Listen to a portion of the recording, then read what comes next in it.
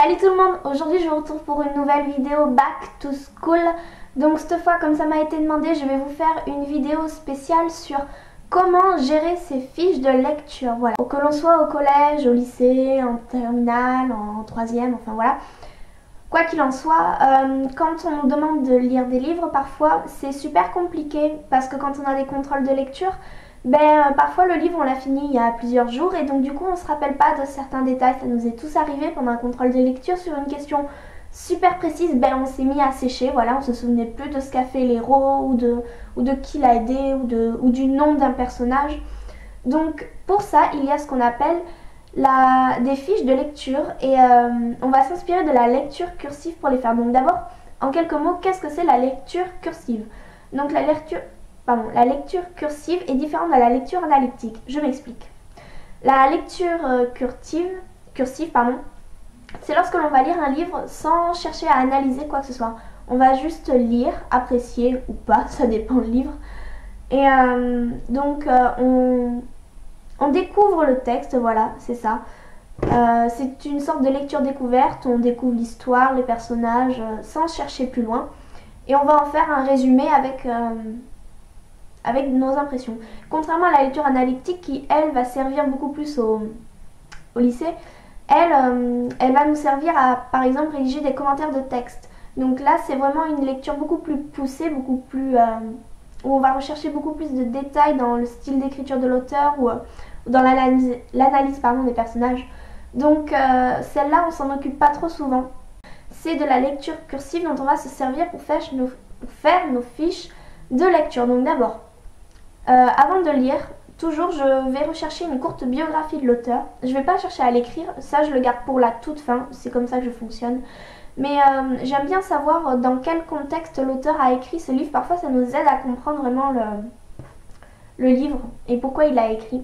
Donc déjà on va chercher l'auteur et une courte biographie qu'on ne va pas forcément noter maintenant, sauf si vous préférez dans ces cas-là, mais mettez-le à part de la fiche lecture. Ensuite on va noter le titre de l'œuvre, ce qui paraît totalement logique, avec sa date de publication, le genre de l'œuvre et le courant littéraire aussi. Ça aide beaucoup après pour savoir quelle œuvre est où située, quelle œuvre est située dans quel siècle, enfin voilà. Je trouve que c'est quand tout est clair, après ça devient beaucoup plus facile d'apprendre puisqu'on sait où sont situées les choses. Voilà. Une fois qu'on a fait une courte présentation de l'œuvre, on va s'attaquer à lire l'œuvre tout simplement. Donc le mieux, c'est de faire un résumé par chapitre d'abord. Donc en 2 ou 3 phrases, vous notez ce qui se passe dans le chapitre, mais très brièvement.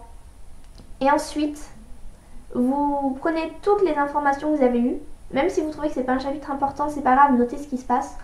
Et ensuite, vous ferez un résumé global avec tous les chapitres avec les résumés de tous les chapitres que vous avez lus.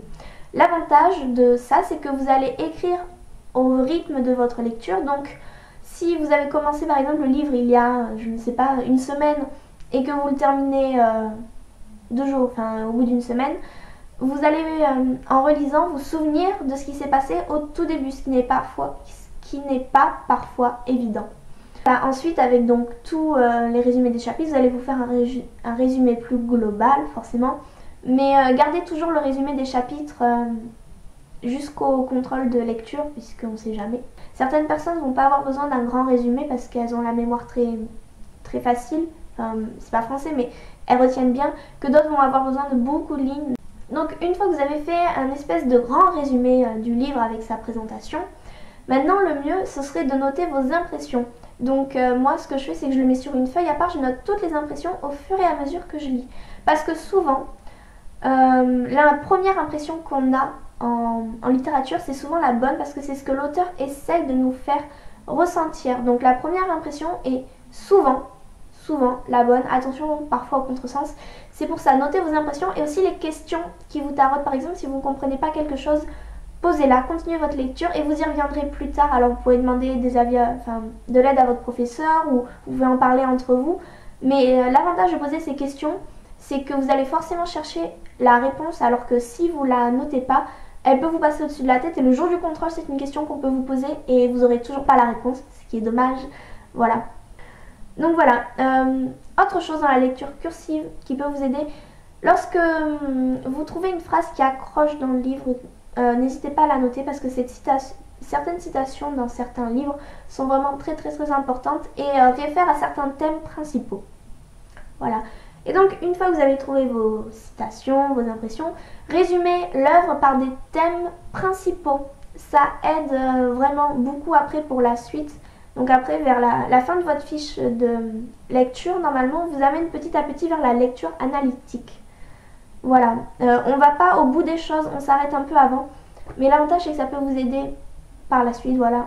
Après, moi, il y a certaines phrases qui me font rappeler certaines choses.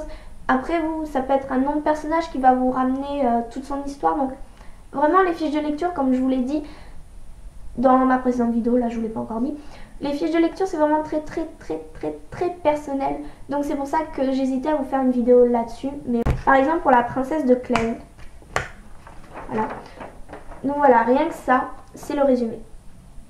Voilà, parce que La princesse de Clèves est un roman pas analytique, mais plus psychologique. C'est-à-dire qu'il ne va pas se passer grand-chose, mais on va beaucoup rentrer dans la tête des personnages. Donc, même si il ne se passe pas grand-chose dans certains chapitres, je trouve que les relations entre les gens étaient très importantes à résumer. Surtout qu'en plus, c'est une histoire qui se passe à la cour du roi Henri II. Donc il y a beaucoup de noms et de personnages et donc il a fallu résumer un peu toute leur histoire sans oublier que le personnage principal était bien sûr Madame de Clèves. Donc voilà, et derrière ce que j'ai fait, c'est que j'ai fait... alors ce que je fais dans mes fiches de lecture, c'est que je mets toujours un moment où je vais analyser un aspect vraiment très important de l'histoire. C'est comme ça que je fais mes fiches de lecture, après je retiens mieux. Voilà, c'est mon truc. Donc ici par exemple je parlais de la femme parfaite puisque ici c'est le portrait qu'on fait de Madame de Clèves, une femme parfaite. Et ici j'ai noté mes impressions. Voilà. Alors après n'hésitez pas à utiliser un code couleur aussi, ça peut vraiment vous aider. Par exemple bon, moi je mets mes titres en rouge, j'écris en bleu. Et en noir ce que je fais c'est que je mets les références à la biographie de l'auteur parce qu'après je range tout dans un classeur par ordre chronologique. Donc là j'ai les différentes méthodes. Ensuite il y a les auteurs que je range par ordre chronologique. Et donc là généralement je mets en noir les références à leurs œuvres. Et au niveau des œuvres je mets la référence à la biographie de l'auteur. Donc voilà. Donc au bic noir c'est les références. Et au crayon papier pour moi ce sont les citations. Voilà. Après j'ai pas de code couleur en vert. Pourquoi crayon papier? J'avais envie. Donc voilà, n'hésitez pas surtout, quand quelque chose vous semble pas clair, notez-le, notez bien les résumés, les personnages, l'intrigue principale aussi parce que certains romans s'écartent un peu, mais n'oubliez surtout pas de noter l'intrigue principale si elle commence à vous échapper, les relations importantes, les actions importantes. Vous pouvez également vous faire le schéma narratif, vous savez, situation initiale, problème, péripétie, résolution du problème et situation finale, si ça peut vous aider à faire comme ça, voilà. Bon, voilà, c'est tout pour cette vidéo. J'espère qu'elle vous aura plu et qu'elle vous aidera également pendant votre année. Voilà, parce que au final, quel que soit notre niveau, je dirais, de classe ou quel que soit après le bac, le genre de bac qu'on prend, que ce soit S, ES, L, il y aura toujours du français au bout d'un moment.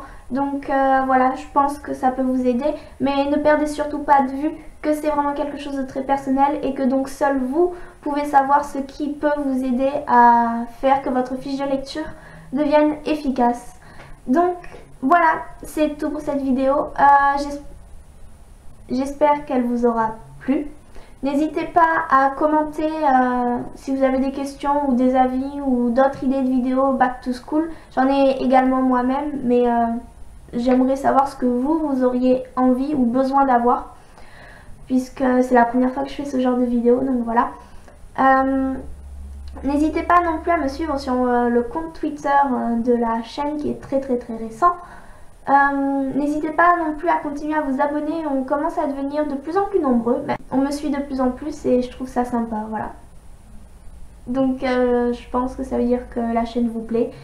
Mais si vous avez des avis ou des questions, vous pouvez toujours commentaire ou par mail ou voilà. Donc ben, sur ce, je vous souhaite de bonnes lectures et je vous dis à la prochaine vidéo. Bisous bisous.